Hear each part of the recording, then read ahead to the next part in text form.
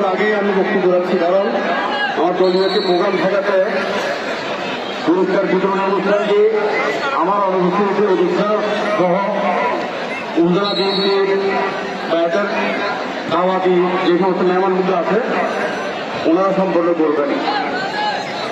আমি প্রধান অতিথি হয়ে এখানে আসলেও আমার দায়িত্ব পালন করবেন অধিকার আর উনি উপজেলা বিএনপি সহসভাপতি। খেলা আনন্দ উপভোগ করার জন্য এসেছেন।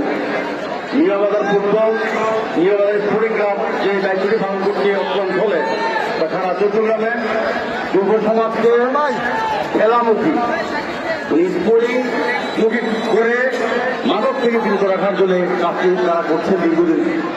এদেরকে আমি ধন্যবাদ জানাই, কৃতজ্ঞতা জানাই। আমরা যে সুস্থ এবং সুন্দর সমাজ নির্মাণের জন্য কাজ করছি, মিয়াবাজার স্পোর্টিং ক্লাব সেখানে অগ্রণী ভূমিকা পালন করছেন। তো সবাইকে সংগ্রামী সালাম এবং শুভেচ্ছা জানিয়ে